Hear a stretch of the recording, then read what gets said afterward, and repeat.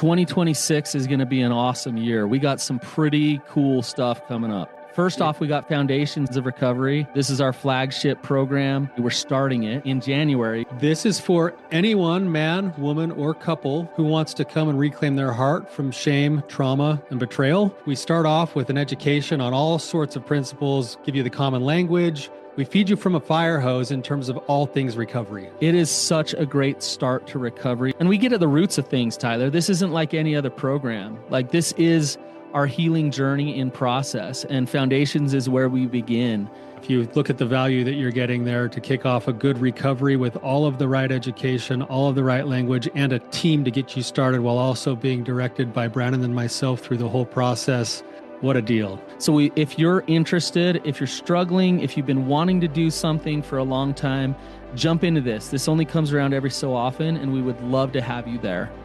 Click the link in the description to sign up for it. And to make it even sweeter, we're also including a raffle for a free pass to the Radiant Dawn retreat. Anyone who signs up for Foundations will be added to the raffle for that free Radiant Dawn pass. If you're a man and you sign up for Foundations, your name still gets entered, and you can give that pass away if you win it to any woman that you want to. So what you're saying, Tyler, is if you sign up and participate in Foundations, you could possibly go to Radiant Dawn for free? That's exactly what I'm saying, which is crazy because Foundations by itself is already an insane value. Man, I sound so salesy. But it actually is awesome. So come to Foundations. And even if you don't come to Foundations, sign up for Radiant Dawn. It's beyond therapy, the best healing experiences that you can have. Click the link below and come join us. Let's tackle the tough questions, part 2. Welcome to the Therapy Brothers podcast. I'm Brannon. I'm Tyler. We're brothers. We're therapists. And we know recovery. Bring your stories, your questions, your successes with real recovery.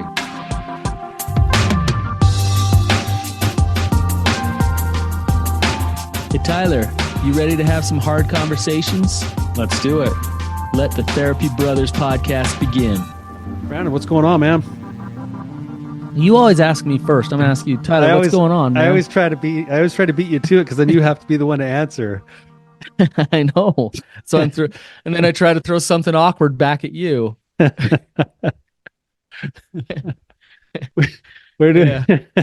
Hey, things are great in my world, man. We're at the tail end of the late season elk hunt with my youngest daughter. And it finally snowed with like just a couple days left in the season. And I just was out this morning before I came in here. There's elk all over the mountains. And now I've got to work. Nice. Now I've got to work all week. So yeah, just cancel some appointments, you know. I know. No, don't cancel them. I'm hoping the snow stays, and if the snow stays, then the animals will probably stay, and if the animals probably stay, then by this weekend we have a pretty good adventure. Gosh, how much meat do you need in your freezer? Jeez Louise. You're a carnivore. We've used a lot of it. You make like elk tacos and stuff? Yeah, we do spaghetti and tacos, and we have a lot of steaks. We do some roasts. We do fajitas. But pretty much anything you do with beef, you do with elk. Now you're making me hungry. Yeah. Yeah. Well, Tyler, let's talk about Radiant Dawn for a second. So Radiant Dawn, it's a new year. The thing we're kind of turning to now is the Radiant Dawn Conference. It's coming up in April, which seems like a ways away, but it'll be here before we know it. This is actually the first time that we're mentioning it since we've launched the next dates. And before we even got to talk about it, we've already sold, I think, 3 passes. Yeah. So I'm sure this will be something that fills up pretty quickly. We always get a lot of really good feedback, life-changing kinds of feedback. It's going to be April 11th through 14th down in Hurricane, Utah. We're actually doing it a little bit later this year than we did last year, just so that we can have a little bit better temperature there. And everything is included, your meals, your place to stay, the actual experiences that we're going to do.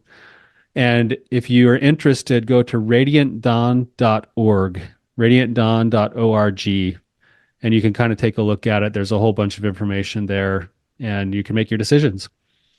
Yeah, and this is something you don't want to, like, sit around and wait on and think, oh, I should, because we always end up with a wait list. We end up with people that can't come because they were late to the game. So go get on it, radiantdawn.org. We'd love to have you there.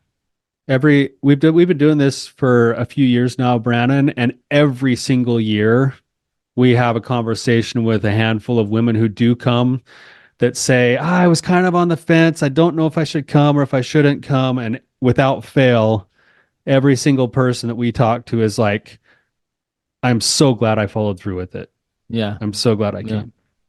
Yeah. So So give yourself this gift this year. Come do some deep healing, some deep inner work with God. And we'd love to have you. All right, Tyler, you ready for the first question? we're going to continue our questions here, try to get through a few more of our backlog. Yeah. Okay. So, um, so we actually have two questions right next to each other here, and because there's two questions, I thought I'd just kind of throw this topic out there. So, Just one mix of the them questions, together. yeah, one of the questions is really short, so I'll read both of them. It says, "You talk about bisexual guys married but caught up in sex with men." So that's one of the questions. Um, so I'm going to paraphrase this one. Uh,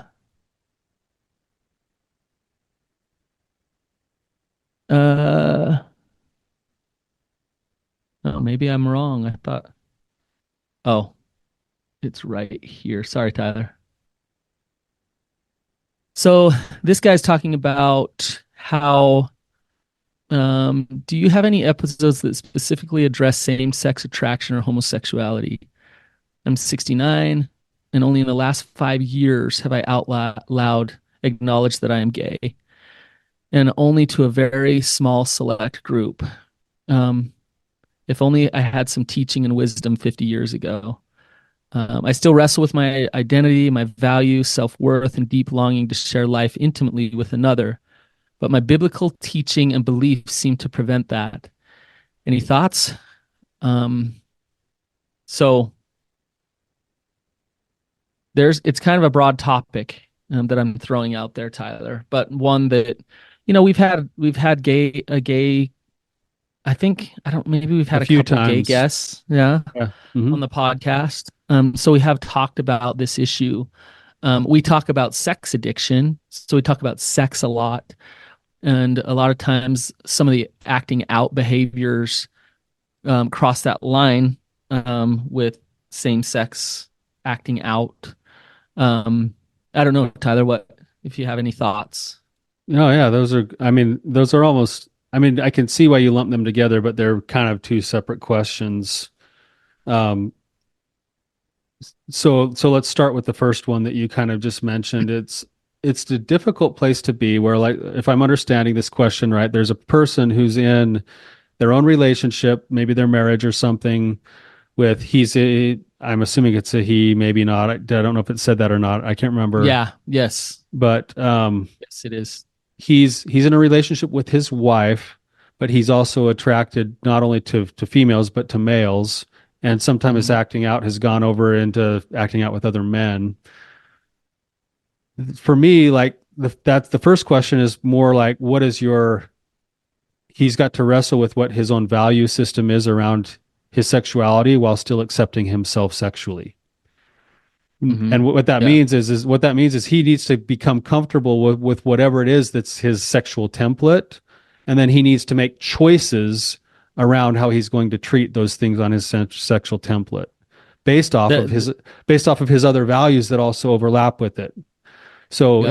if I'm in a relationship with my wife and I have this wide of a sexual template, and I also believe in fidelity in marriage, and she has a sexual template that looks slightly different than mine, it's where we both overlap because we both value fidelity in marriage that we're going to express our sexuality, even though we can both accept that it might be that the spectrum of our sexuality is broader than what we're actually expressing. That's beautifully said.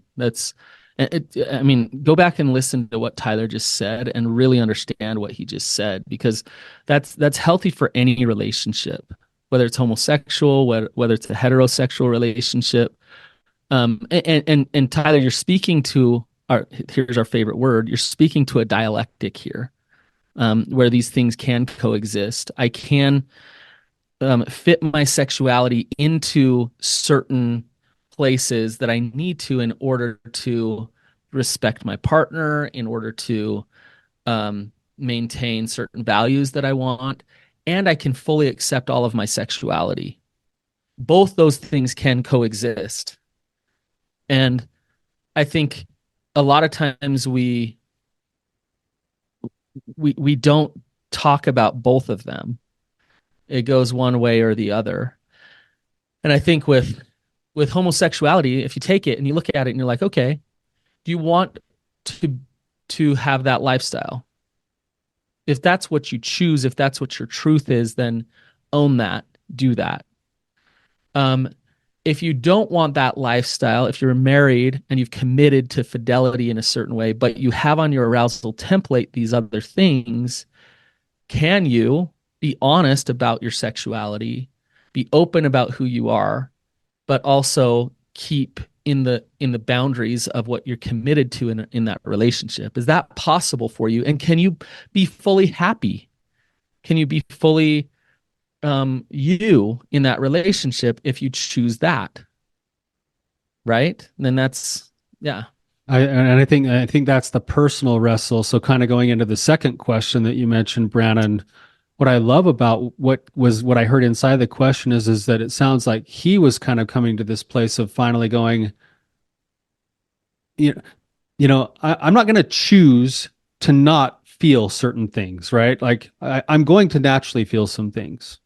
And he's finally in a spot where he's saying, hey, look, like I'm going to stop fighting that I have these feelings.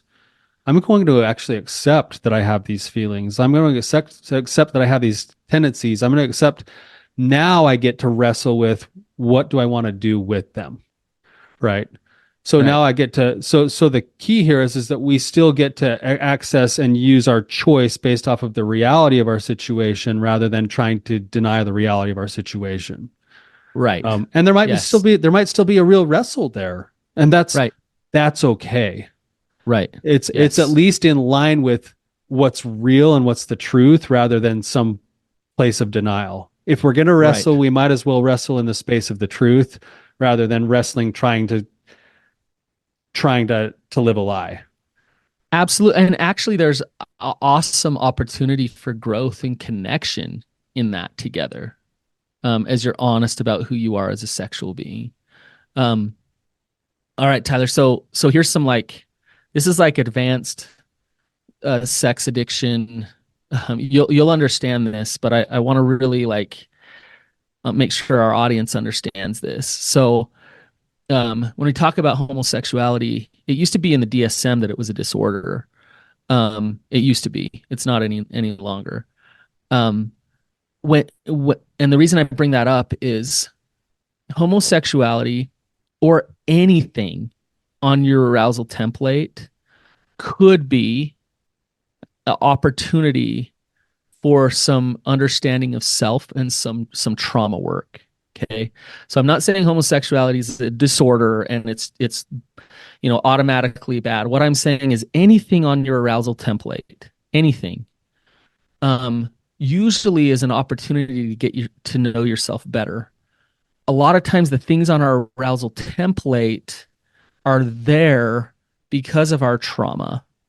And we've sexualized those feelings of shame and breakdown and attachment, and we've sexualized those things, which then gives us opportunity to come back and say, oh, why is that on my arousal template? The arousal template is kind of a window to the soul through the trauma. Um, did I explain that well, Tyler? I think so, Brandon. Basically, what you're saying, and this isn't the question was about homosexuality, but you're talking about anything on the sexual template. I'm thinking about the way that you and I were exposed to pornography affected my sexual template. Absolutely. Right? It Yeah. did. It was there was no way it couldn't affect my sexual template. Right. And what you're Right. saying is that I go back now and I take a look and say, okay, well, why is my sexual template is it includes this thing? And I actually track that back to the way that I was exposed to pornography. Now I'm actually, if I then pull the sex off, what's there? What's underneath it? Right. Emotional Right. needs, personality type stuff, getting to know myself better, understanding the things that happened to me a little differently, maybe with an adult set of eyes going like, oh wow, of course that would have affected me that way. Like Right. now there's the opportunity for more self-awareness, more self-compassion and self-love, and also potential additional learning, and I believe more And healing. empowerment of choice.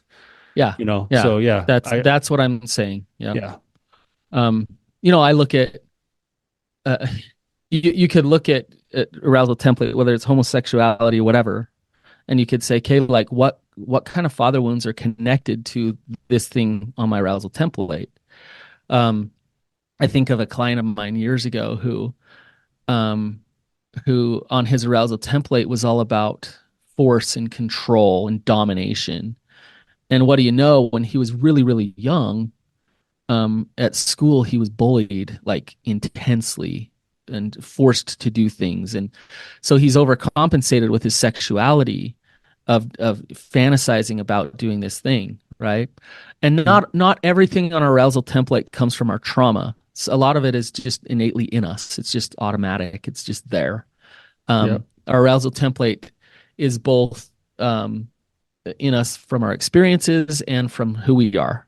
yeah, Um, and so it's both of those things, but it's an opportunity, whether it's so when we talk about homosexuality, it gets judged so much and looked down upon as a sin so much that somebody has a hard time stopping and saying, I want to look at this thing. Like, what does it say about me? Who am I? Um, and I want to understand this better. And I'm so scared of it. I mean, this guy that asked this question, I've been hiding it for so long that I'm just scared of it. I'm scared to even barely acknowledge it. yeah, Um, then there's probably a lot more work to do to go dig into that to see what's actually going on. yeah. Um, and I think that's where the stumbling block is for so many people that we work with, Brannon. And everyone's different. Everyone's different on their journey, understanding things. But I think it's okay to see it as a journey. Let me just give an example of what you're saying here.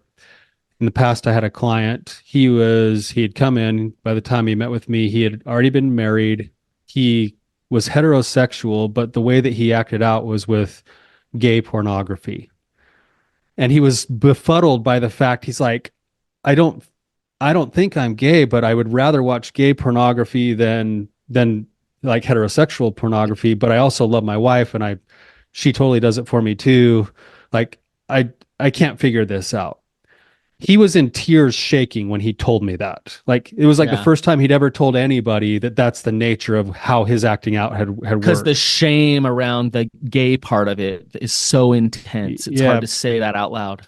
because Yeah. he couldn't say it out loud, he then stayed in denial for years until he finally said it out loud, and then he had a safe place to go, I want to understand this. Like, and Yeah. what it ended up being is it started off with something completely non-sexual. He was the youngest of four brothers. He was introduced like and it was a really big priority in their home to be really athletic, to be strong. His older brothers were into bodybuilding and lifting weights and everything else, and he always felt like he was the youngest brother that never quite measured up, that never quite could meet up to what his brothers were. And so by the time he was exposed to pornography, he was more drawn to trying to understand the masculine side of that pornography in from the male character that he was from the female character, and then over time it just morphed into and what he realized is that he was chasing an understanding of masculinity in all the wrong places more Right. than he was even chasing something sexual. Right. And for him to be able to go, okay, I can accept that I have these things, I can speak it out loud, I can now look at it, I can get curious.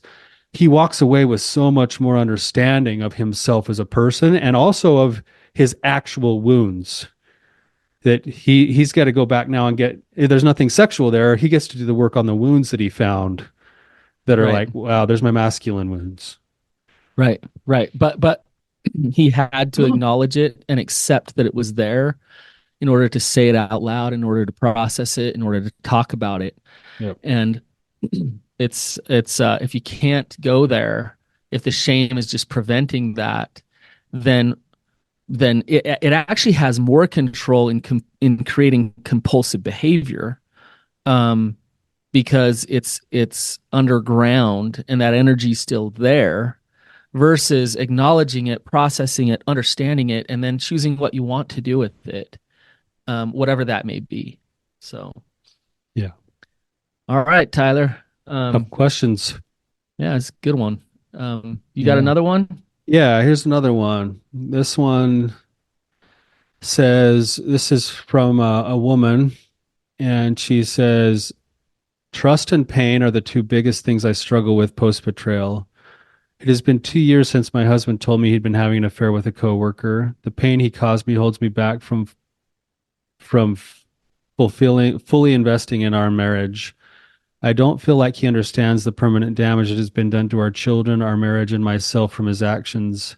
I try to validate my own pain, but it's not enough. I was encouraged to stop bringing up my triggers because of his patterns of shutting down. When the affair is not brought up, we thrive. He is a better version of himself since the affair, but the version still does not meet my expectations. I find myself angry at everything but him. It brings up all the thoughts, and I become distrustful of myself and his journey. I feel like I'm almost waiting for him to mess up so I can be free. Basically, what do I do? Mm-hmm. Um, it's kind of, as you're reading that, Tyler, it's kind of the classic, um, you know, I want you close, but not too close, scenario that we see a lot of times with the healing process with betrayal, where a partner can get stuck in this space of, I think you're healing, and I appreciate that, but I don't want to get hurt again. And so, uh, I'm also picking up on, there's some work for her to do to go through a grieving process.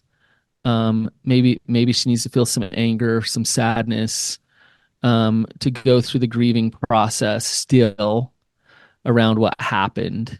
So, what do you pick up on, Tyler? I hear the same things. I mean, what I would say is that if you find yourself angry about everything, that's actually not bad.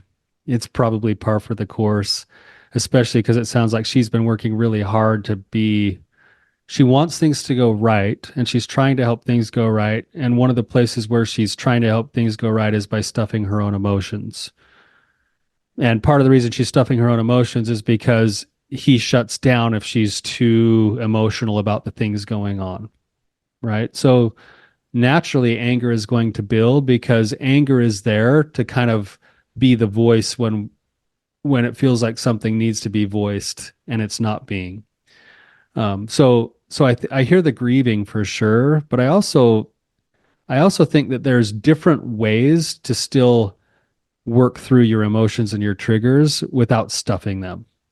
And I also think that the marriage itself likely needs some work because if he shuts down with any type of strong emotion, that's going to be a wall in your relationship moving forward no matter what. And one of the ways he gets to practice is that you learn how to appropriately bring up yourself and your own feelings and give him a chance to learn how to hear and hold those things. So, Tyler, stuffing her emotions is actually caretaking for him. Yeah. Well, she's Yeah. caretaking for him, but she's paying the price because it's stuffing her up emotionally. But yeah, she might be doing it because she doesn't want the consequence of him shutting down. So she might be doing it for herself, but she's caretaking for him as well. So stuffing those emotions in the short run seems like it's keeping the peace, but in the long run of that relationship, it's destroying her and destroying the relationship. Yeah. It's interesting because she said, when the affair is not brought up, we thrive.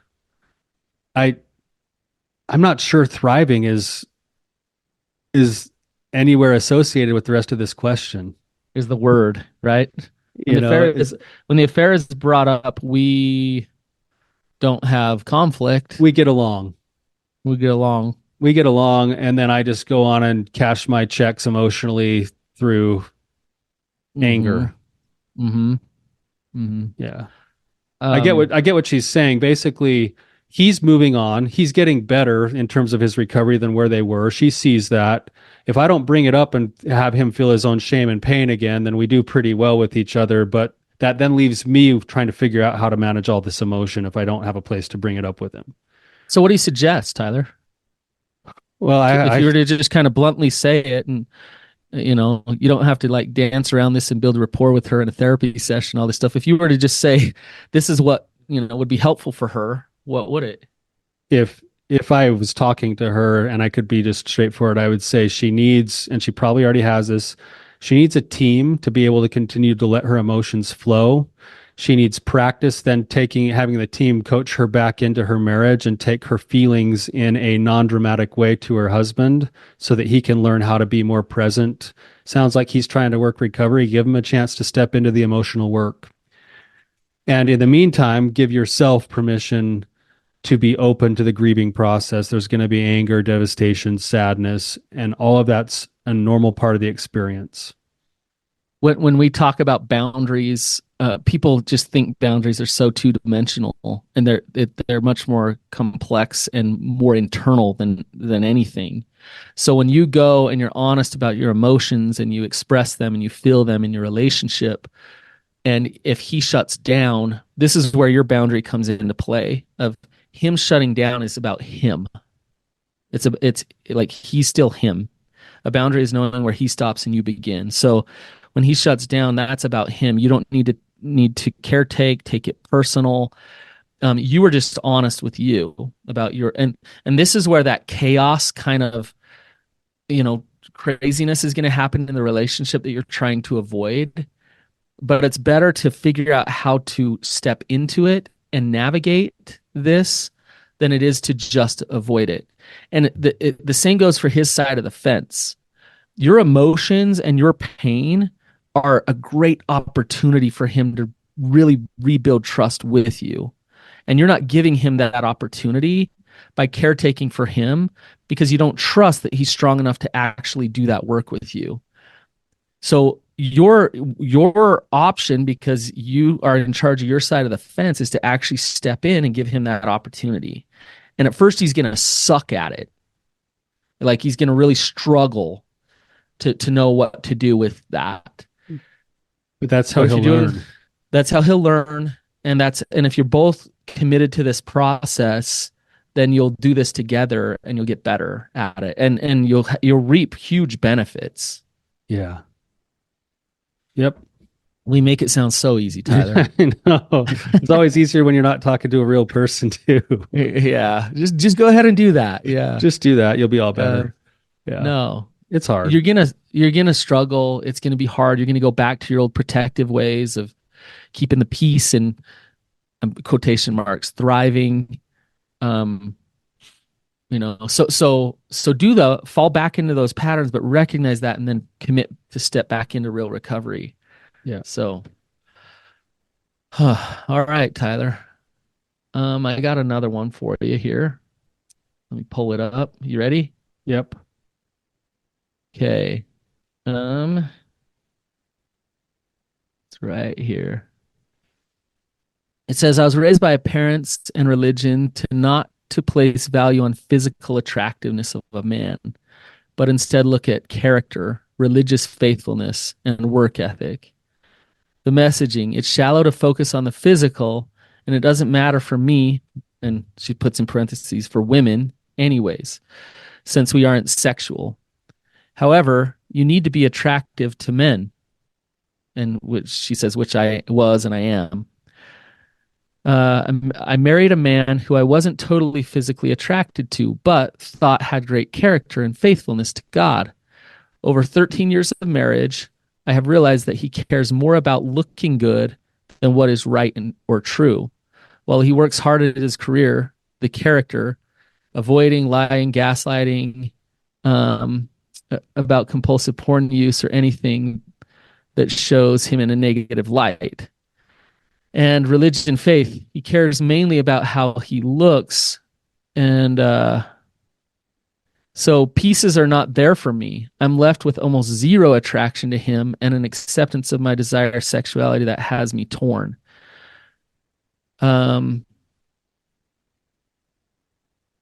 Would leave promptly if not for my three kids. That's So what do hard. you hear there? Yeah. It's a tough situation. I look at that. We could talk about physical attraction. I think all of us would agree that we want the physical attraction is a component of at least getting into and building a relationship. And so She was maybe, told it's not. Is she yeah, right? yeah, yeah. But now she's kind of growing into her own self and saying, I do have desires, sexually, and I'm kind of, she's sounds like she's growing into her own sexuality a little bit more than where she started from. And Mm-hmm. that's causing some of the struggle in her situation because there's turmoil because she's got this life that she's built. She's got a 13-year marriage. Sounds like they at least have some type of a image or reputation to keep in their social circles, in their religion. um at least he does. What I'm hearing though is that there's still a lot of behaviors that aren't necessarily aligning themselves with something that would be considered like a recovery lifestyle. If there's avoiding and lying and gaslighting and compulsive porn use, and it's still happening, those things are going to prevent any type of deeper connection and intimacy anyway. My guess, Tyler, is, and I don't know for sure, but my guess is if he actually showed up with some real healthy um, masculinity, strength, integrity, sitting in truth, that, and this sounds weird, but my guess is that he would get more physically attractive to her, Yeah. right? Like, I mean, actually physically attractive to her.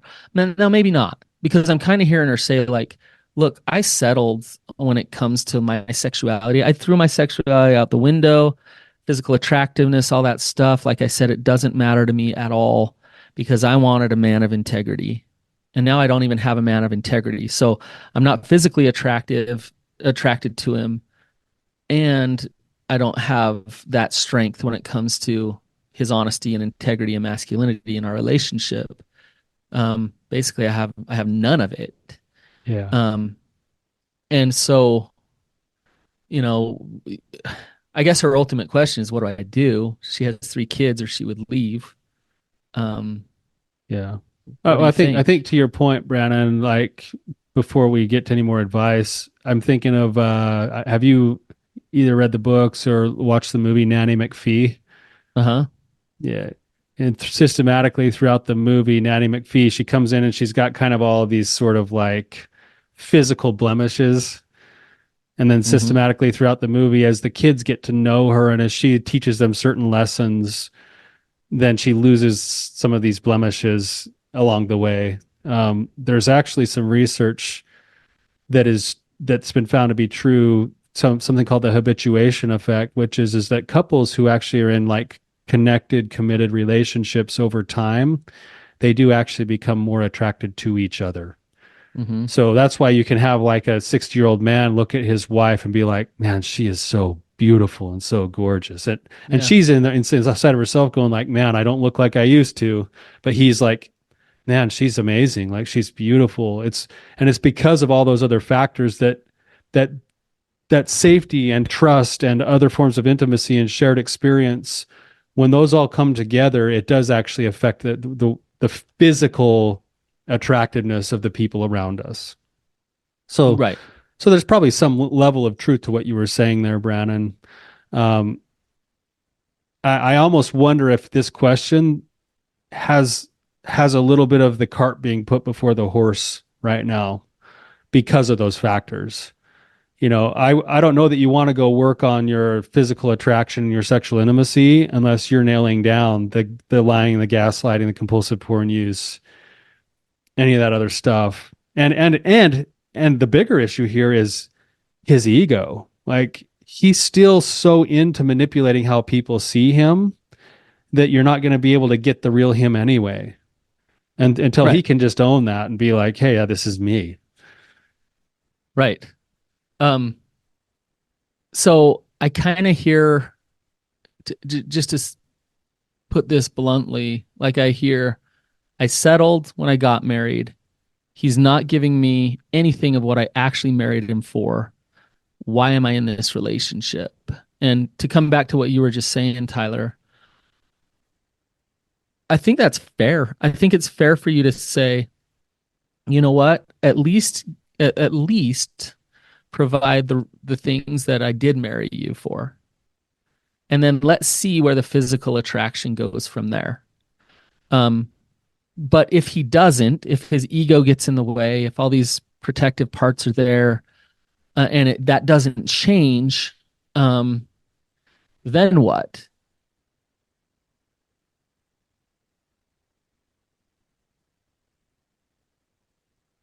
Yeah. Um, well, I think that's the right direction. Yeah, Yeah, I think that's the right direction. And then at that point, then you start to look at these things that she's saying at the end of her question and saying, you know what? The fact that she's here at the bottom of her question saying, if I didn't have our three sweet kids, I'd already be gone. She already knows that there's a whole uphill battle to climb here. Um, and and I would be asking her if she was like my client, I would be asking her what trajectory she sees her partner on in addressing all of these other things. Because right. if the trajectory is still down and it's still about self image management and all of those other things, then I'd be asking some questions about what's best for the three sweet kids. Yeah, what's actually best for them. Yeah. Tyler, I want to, get your opinion on this because it has to do with this question. I was talking to someone recently, just a middle-aged woman, just wanting to get the most out of life, who got in a marriage where she's not sexually attracted to her husband at all. And she's to the point in her life where, she's, mid 30s ish, looking at life. And she said this to me. She said, no, there's issues in the relationship. There's all kinds of issues. But she said, one of the big reasons why I don't know if I want to stay married is because I want to actually have a good sex life. And then she quickly said, that is so selfish and so horrible of me to say. Like, I thinking about leaving my husband for that reason is so horrible. Like, I should not think that. What do you think? Yeah. Well, I mean, you just used the famous word should, you know. Right. Right. It Don't should, should on yourself. anytime you hear the word should, it's time to pause and actually ask some questions and then retie to what is and get back to the reality of your values. Um, I think in this question, she illustrates that it's easy for a woman to discount their sexuality, to say yeah. that is easy to throw by the wayside and not look at it as something that's important for me to fully develop in my life. I can sacrifice that one easy, no problem, Yeah. Well, right? and when you look at that question from that context, everything I just said takes on a new meaning then, because maybe that's the place she's at in her own recovery where she's trying to value that part of herself more. Right, right. I'm kind Yeah. of picking up on that in the question a little bit, Yeah. And if that's the right? case, then yeah, she's got a good question. Like, how does she value her own? How does she look at her current values of who she is? She's adding in this new piece of like, and I'm okay to actually take a look at the fact that I'm a sexual being too with my own drives and desires. Is Um, that Tyler just of God or is that of Satan? Is that just selfish well, it sounds to like go down that road for her, or is that no, of it God? actually sounds, I mean, from my perspective and my opinion is that if we're looking at it from that context, she's actually making progress. Yeah, which means that maybe some truth and God is pushing her into looking at this and saying this Yeah. is important. I was lied to about my sexuality and how unimportant that was, right? Yeah. And that's got to have its own emotional process for her to say, wow, now that I'm seeing that and having to wrestle with that and maybe look at making some changes as to how I treat myself, even my physical part. I think that's just something too, like, I would agree. Like, if a long-term relationship, there's lots of long-term relationships that can grow into the attraction because the other bones are good, but attraction still matters. Like Yes. people don't get together without some form of attraction. And and when we disregard that completely, I think we're actually like we're dismissing something that's actually really important. To the human experience and to Yeah. be and it's not just about selfishness and being shallow and all those things. It's a reality of our existence, and it's Yeah. important. I think Yeah, when it's only attraction, then it very quickly can become shallow, but attraction is actually really a important. part of it. Yeah, it's Yeah. still a part of it. And just the way she wrote that of her culture, her religion, her basically snuffing that out and saying, "Don't worry about that. You don't worry about it. That's not important." Um, like I think that is that is at this point in your life, it's something to actually question and maybe not soak in like you used to. Um, and then look at the issue now is now you're in the situation that you're in. You have three children and a husband. Um, and so to be able to say, okay, I'm here. Um, can I truly live a life where I feel fulfilled by making this work with my husband? Maybe, maybe not. And you know, it's better to drink that bitter cup and move forward than it is to drag on. And it's exactly what you said, Tyler. What is best for those three sweet children, right? Parents who don't love each other and a mom who's resentful that she's in the relationship for the rest of her life and totally unfulfilled versus a mom and a dad who are living their truth and facing the hard consequences of what that truth is, Yep. right? Right. Yeah, So tough, good that's a question. good question. Yeah. Do you want to do one more? Yeah, this is fun. Let's do one more. Okay. All right.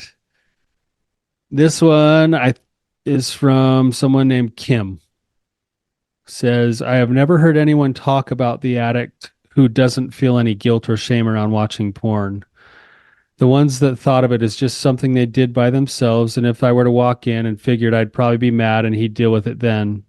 He went from watching for hours on end daily to what he did before he fell asleep. He was raised by a man that introduced him to stripper parties at 13 and had Girls Gone Wild playing on their TV often. He was encouraged to have girls sleep over and pointed out every female his dad had a sexual thought about and what he would do. He hasn't watched in almost 4 years and claims to hate everything about it, yet recently said he doesn't think it's bad. He avoided images but got a Facebook account for business and deleted it after a few weeks because he was enjoying the what she called the thirst traps flooding his feed, and told me it's still appealing. What about the addicts isn't shame based? Whose use isn't shame based? Um, So basically, if we were to break this question down really, really just simply, my partner doesn't feel guilty about watching porn and doesn't think it's bad. What do I do? it's an interesting situation that she outlined. He doesn't think it's bad yet. It says for 4 years he hasn't looked at it. And claims to hate everything about it. So, uh, like in some way, I I feel like he's got some pretty good motivation and intention to not look at it. You know, like okay, it might not be a moral motivation in order to avoid it. But maybe he's looking at this and saying, what do I want in my life? Like, what consequences do I want or not want? He claims to hate everything about it, but he doesn't think that it's bad to look at it. Yep. Do you see what I'm saying, Tyler? Like, he's not being guilt tripped and forced into not looking at it. He's choosing to not look at it because it doesn't serve his life, and what's good for him. In a way, I think that's a better motivation than shame and guilt. What do you think? Well, if I'm hearing you, you're saying that if he's not looking at it, he at least has an understanding of his reasons for not looking at it. Well, there's one of two reasons. Either he's just doing it for her and he like resents her and thinks this is stupid, but I won't look at it for you. So either it's that or it's I don't feel like it's bad. I don't feel like God's coming down on me, but I don't like wasting that much time in my life. I don't like it objectifying women. So I mean, maybe he's not going as far to say it's bad, like it's moralistically bad, but he is saying it's bad for my life. Yeah. Um, you know, and so yeah, I don't know. Maybe it's a semantics game about it being bad. Maybe part of what's happening here is, if we were to go all the way back to like mindfulness basics, nothing in mindfulness is good or bad because you remove judgment in mindfulness. And the reason Same with for that same is, with parts work. yeah. And so then the reason for that is that if you remove the judgment, it means you have to take ownership for why you think the things you do or feel the way you feel about the things going on in your life. So Yes. if he's approaching it from that perspective, he's now saying, I'm not going to label it as bad or evil because I have to take ownership for the fact that I choose not to watch it because it affects my marriage, it affects my concentration, it affects my feelings about myself. I, I He's feel like taking accountability. yeah, if he's doing it that way, then that would be that would be a healthy way, but it's just semantics at that point. Right. He's not doing it because it's bad for his life, and she's saying, well, why doesn't he just say it's all bad? Right. Right. I I think hear denial inside of this question too. Like, I hate everything about it, yet, well, you should own why you hate it then. right. Right. I think God comes into this of like, am I sinning? Is this like so so sure, I hate everything about it. You can label it as bad. You can say it's bad. But I don't think he should go to her and say, "Yeah, I think it's bad and I'm a sinner," just because she thinks that. Because she needs him to hear that from him. Um I think he should be honest. And so I'm not saying he is being completely honest, but um either he's in denial, his gut is telling him and his higher power is telling him this is bad, and he's defensive and he's saying it's not bad, I'm not a sinner, I'm not bad, don't look at me that way. So either that's denial, or it's the opposite, right? Yeah. Do you see what I'm saying? Yeah. it, Well, it's it's I'm being honest with you about how I feel. and I think if you look at the backstory she gives in the question here, there's a lot of backstory where there needs to be room for some self-compassion for how he was socialized into it. Right. Like, and maybe that's why he's having a hard time saying it's bad, because he's like, hey, this is what I did growing up. Like, this Uh, was if this was life. if you apply parts work, or like you say mindfulness, like parts work would say, wow, this firefighter part, protective part inside of me actually found a way to cope with my tumultuous childhood. And so I'm grateful for that part that found this way of compulsively acting out, because it took care of me in those instances. Now I don't want that in my life anymore. So I'm not going to look at it as bad, as like a horrible, awful demon inside of me. I'm going to look at it as this thing that worked for that moment, but I don't want it anymore because I don't want the consequences of it anymore in my life. Yeah. Right. Even though there's a part of me that's still drawn to it. Yeah. And so that you can hear the self-compassion in dealing with it versus the model of self-rejection, which is you should think this is bad, so you shouldn't do it, and you should acknowledge how horrible you are for doing it. Um, like if that validates her feelings, that's one thing. Now, I don't know where this guy's heart is. I I don't don't know either. him. And There's but you know what, Tyler? You and I could quickly pick up on what's this? Is this guy like just a tool who's manipulating, or is this guy like a genuine dude who's just being honest? Yeah, Right? right. Yeah, you don't know it from a question written like this. I think to add the other side of the coin to what you were just saying there, Brannon, I think sometimes we like err on the side of, hey, let's meet this with compassion and understanding and let's not judge it and all of that stuff. But there's another side to the coin, which is that if she's in this boat too, I don't think she's necessarily wrong, is that she can look at the pornography industry and think it's evil. Absolutely. And it doesn't mean she's calling him evil, and it doesn't mean he should judge himself that way or feel judged or feel put down by that. He still has to work on being shame resilient. And Again, I it's a know where boundary I thing. stand on it. I do think the pornography is evil. Right. I joke with my clients all the time that the only thing more evil than the pornography industry is the alcohol industry. And the alcohol industry just gets to do more damage because it's more socially acceptable. Um, Now, when I say that, there's going to be a lot of people that take exception with that because, well, now you're telling me I should stifle my sexuality and I actually like having a glass of wine at night, this and that and the other. Like, no. What it boils down to on both sides of the coin eventually is I need to be able to make a decision about what's most effective for my life with my values. Yeah. And so the labels that we put on there just take us away from the truth that I have to now go back and say, here's why I think the pornography industry is evil. I'm going to own my experience with why I believe that, or the alcohol industry is evil. I'll own my experience with it, and then I'll make my choices accordingly. Well, I Right. so I agree. I totally agree with what you're saying. And you can label it evil or not or whatever.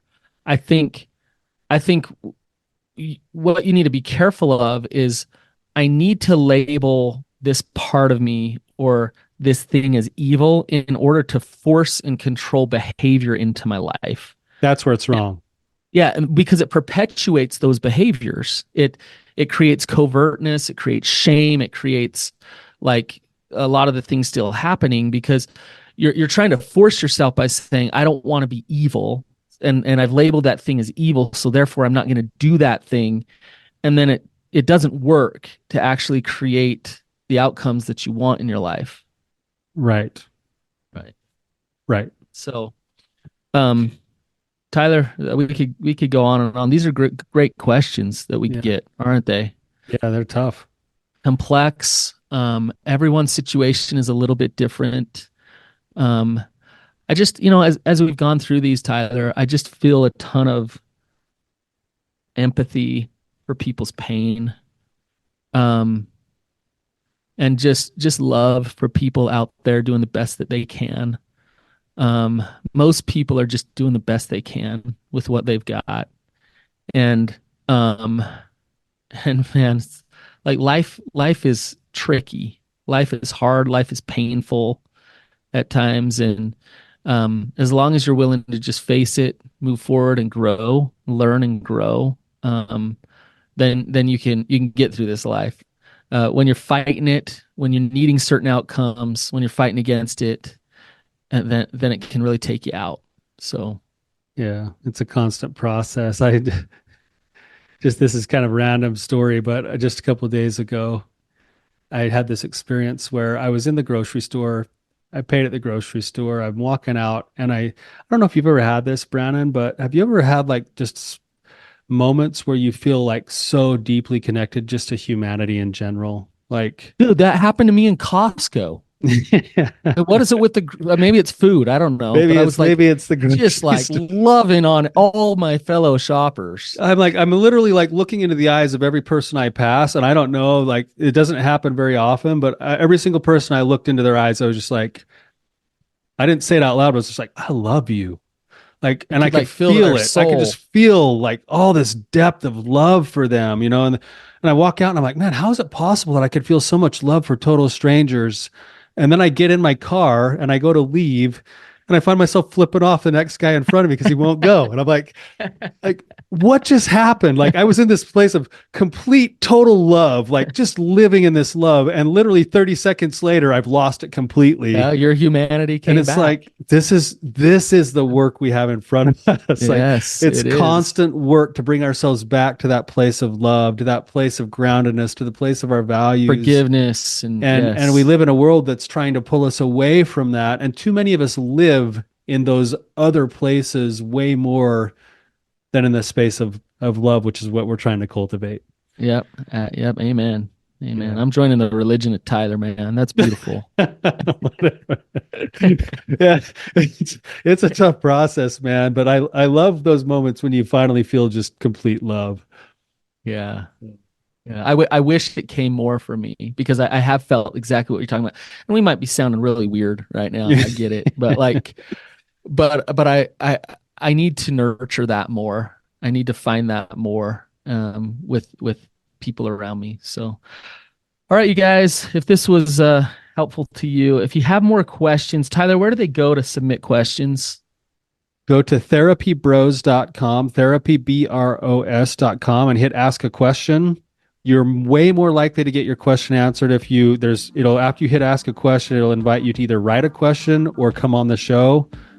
Come on the show, you'll get your question answered a lot faster than this list that Brannon and I are trying to get more through. Depth. Yep, in much more depth too. So, all right, you guys have a good one. We'll see you later.